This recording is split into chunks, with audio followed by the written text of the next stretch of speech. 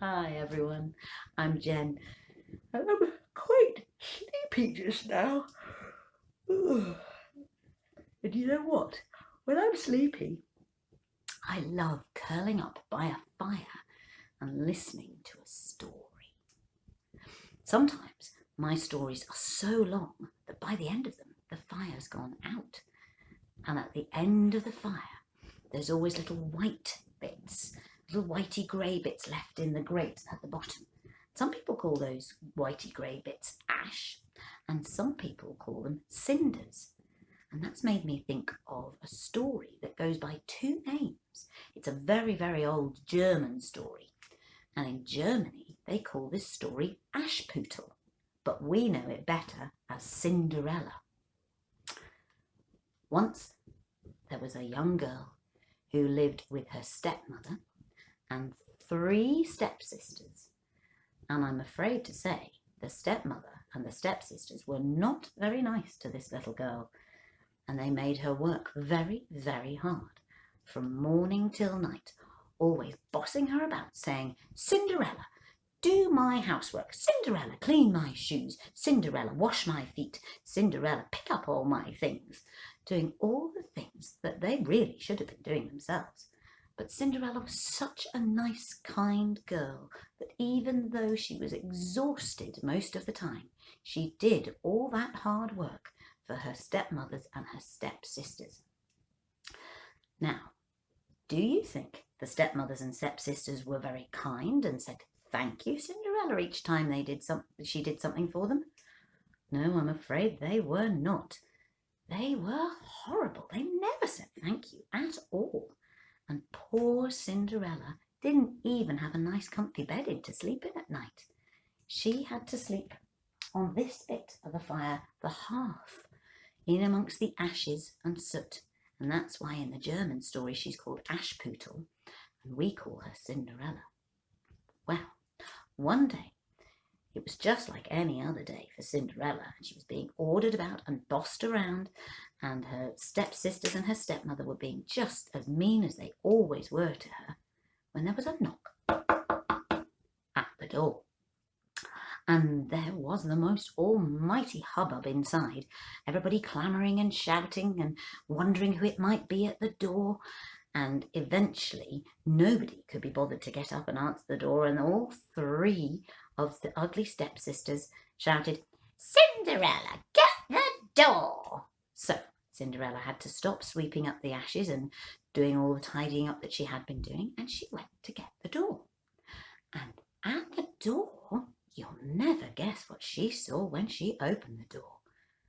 There was a footman from the castle, and he like this cleared his throat, and he said, "By royal decree of His Highness the Prince, His Highness the Prince will be holding a magnificent ball, and every young lady in the land is invited.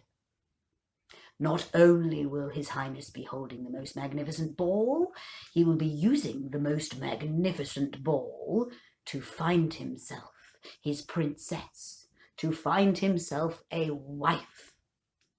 Here is your invitation." And he handed Cinderella the most beautiful envelope she'd ever seen. Well, as soon as the stepsisters and the stepmother had heard that by order of His Royal Highness the Prince, they had got off their lazy bottoms and stood up and rushed to the front door to hear what the important announcement was. So as soon as Cinderella had this beautiful envelope in her hands, the horrible stepsisters snatched it out of her hand and ripped it open and read the invitation inside.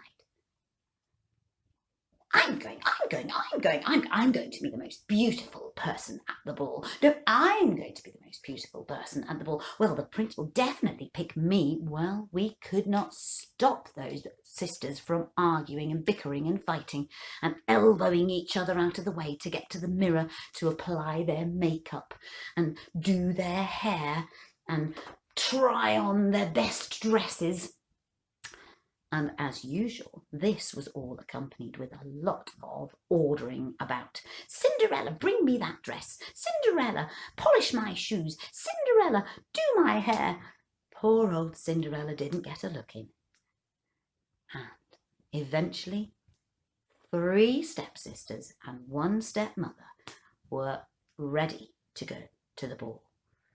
And just when Cinderella thought she had time to just quickly grab something, she didn't have very many pretty clothes, but she thought she'll grab as much as she can and knock all the dirt off. The door was slammed shut in her face. Bang! Poor Cinderella. She heard the key turn in the lock. There was no way she was getting to go to the ball, not now. She had had enough. Wasn't like Cinderella at all. Normally she just put up with as much as she could, but today she'd had enough, and she sobbed and sobbed and cried until she couldn't cry anymore. And when she dried her eyes, there in the room was somebody she'd never seen before. Who are you? And how did you get into the house? Don't worry, said the lady, with a very kindly smile on her face. I'm a little bit magic, she said. I am your fairy godmother. My what? Your fairy godmother, Cinderella. You will go to the ball. But how can I go to the ball? They've locked me in. I've got no clothes to wear. The ball's already started and I've no way of getting there. They've taken the carriage. Just you leave that to me, said Cinderella's wonderful, wonderful godmother. She tapped her nose, gave a little wink in that sort of knowing sort of a magic sort of a way. And she said, Cinderella, would you possibly please be able to get a big, big pumpkin from the back garden? Well, all right, said Cinderella, who was used to being told what to do. And she found the key for the back garden door, and out she went and found a pumpkin and brought it back to her fairy godmother. She set it on the table, and no sooner had she set it on the table when her fairy godmother said, Cinderella, do you know the mice that are your friends? We're not supposed to talk about the mice, said Cinderella. I'm supposed to have put them in the back garden ages ago so that the cat could get them. It's all right, I won't tell anyone. Could you bring them to me? Said the fairy godmother. Okay. So off Cinderella went to the back of the skirting board and brought out very carefully a shoebox with 4 white mice in it. She put those on the table next to the pumpkin. And the fairy godmother did a very strange thing. She moved her hands very slowly over the box and over the pumpkin, and she muttered under her breath, so quietly that Cinderella couldn't actually hear what she was saying, but the next thing you know, there's an enormous puff of smoke, and the pumpkin and the white mice have gone. They are nowhere to be seen. But outside, through the window, Cinderella could see the most enormous, beautiful carriage and 4 white horses. Where did that come from? That, said the fairy godmother, comes from being kind to the animals. I have turned the white mice into the horses to pull your beautiful pumpkin carriage. But I can't go to the ball. I've nothing to wear, said Cinderella.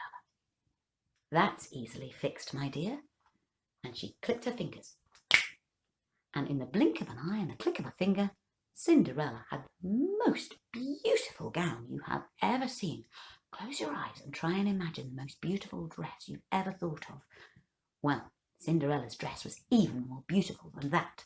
And you know, the fairy godmother was so magic she made it fit just perfectly. Every fold, every nip, every tuck, every little tiny stitch was just perfect. and Cinderella's hair looked amazing. Well, off she went to the ball. Before you go, said Cinderella's fairy godmother. Very, very important. There's just one thing you must remember, and that is you must be home by midnight. Yes, yes, said Cinderella. Yes, yes, of course. And off she went. Well, Cinderella had a wonderful time at the ball. She danced and she danced and she drank beautiful drinks and she ate the finest food that she's eaten in a very long time. And very, very quickly, the prince spotted Cinderella and he said that he would like to dance with her all evening. And that's what he did. He didn't dance with anyone else in the whole ballroom.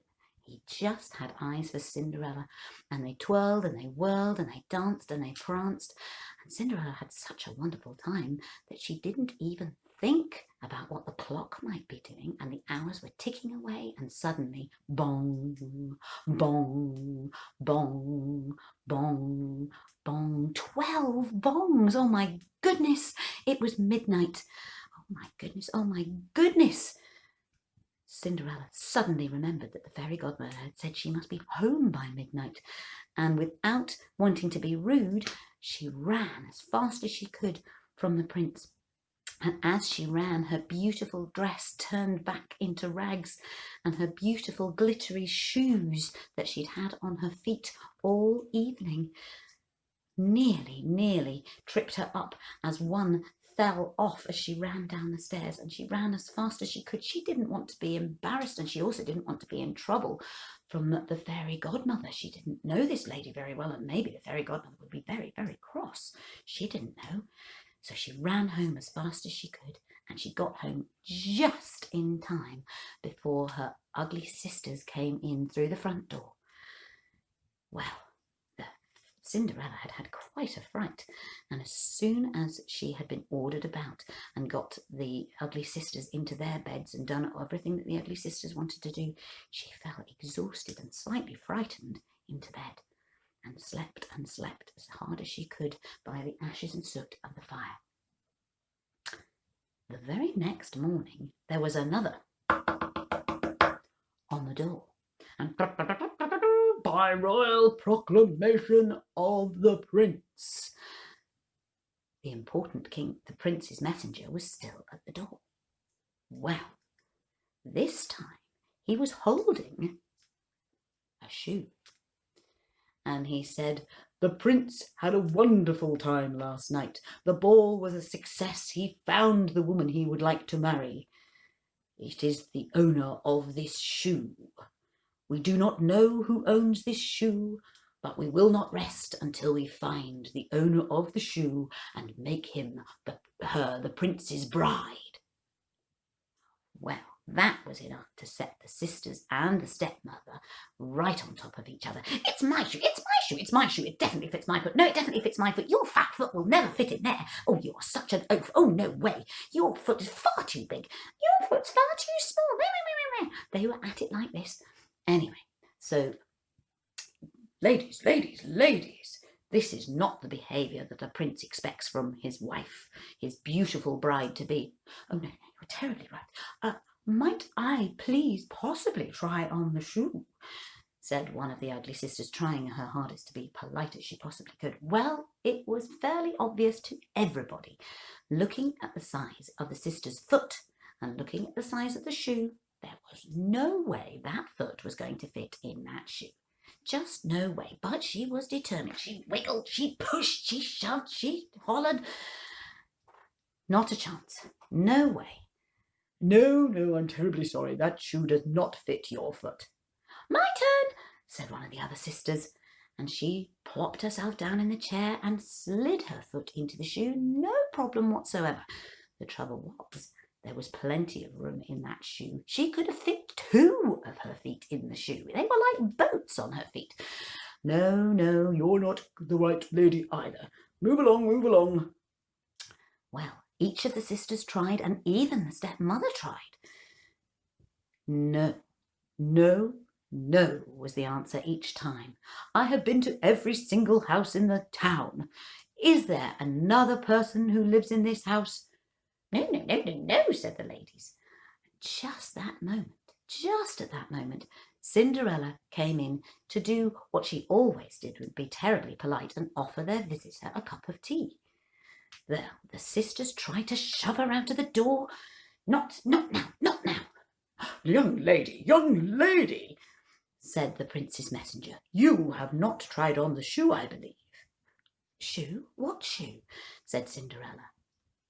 Immediately she was shown the shoe, Cinderella recognised it as the beautiful slipper that had fallen off her foot the night before when she'd run away from the ball. Well, the ugly sisters were not pleased, but Cinderella sat down and her shoe was perfect. Her foot slipped in just right. Well, my search is over. I have found the wearer of this slipper. I will take you back to the castle and I will make you a princess. Young lady, you are to be married to the prince tomorrow morning. Well, Cinderella was delighted. She couldn't believe her luck. And as she rode away in the carriage with the prince's messenger ready to be married tomorrow morning, she didn't forget to pop her eyes up to the sky and say a very quiet but very big thank you to the fairy godmother who changed her life forever. Bye-bye, everyone.